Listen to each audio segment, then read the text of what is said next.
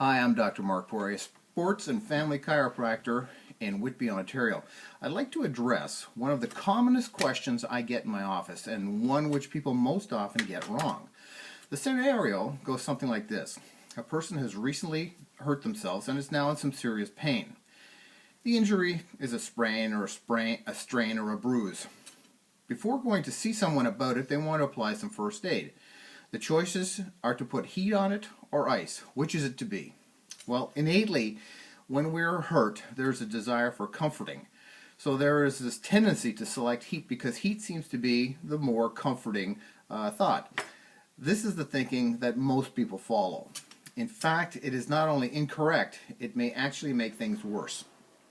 Following a soft tissue injury, the body reacts with inflammation. Inflammation is part of a complex biological response to vascular tissues to harmful stimuli such as pathogens, damaged cells, or irritants. The classical signs of acute inflammation are pain, heat, redness, swelling, and loss of function. Inflammation is a protective attempt by the organism to remove the injurious stimuli and to initiate the healing process. Heat and ice are both counter-irritants. That means they both trick the body into feeling less pain. The problem is that heat causes things to expand.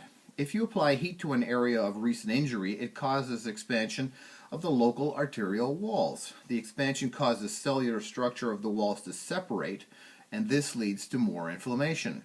Ice, on the other hand, causes shrinkage. This is the exact reaction you want after a soft tissue injury. This shrinkage minimizes local arterial damage, and in turn it keeps inflammation to a minimum. After the new injury, the leakage associated with inflammation usually continues for 24 to 48 hours. So to minimize this, you should be applying ice for this period of time. But guess what? Ice is not all good either.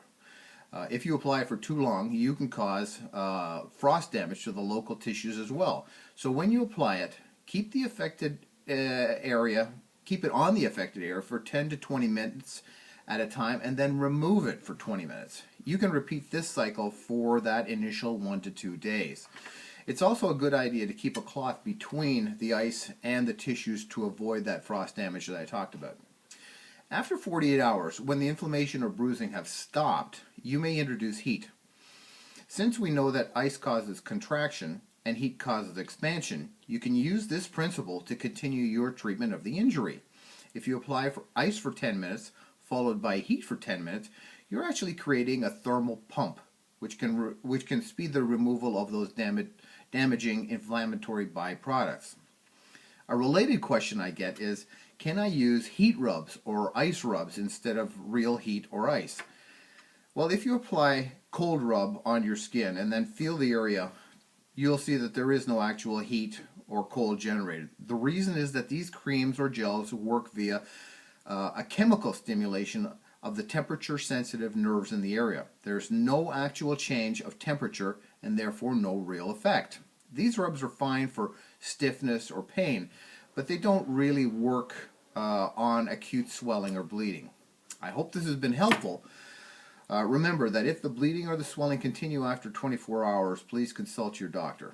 I'm Dr. Mark Poray, and you'll find me at the Brooklin Family Health Center in Brooklin, Ontario. You can call me at 905-655-5767 to make an appointment, or you can visit my website for more information at www.drporay.com. Thank you.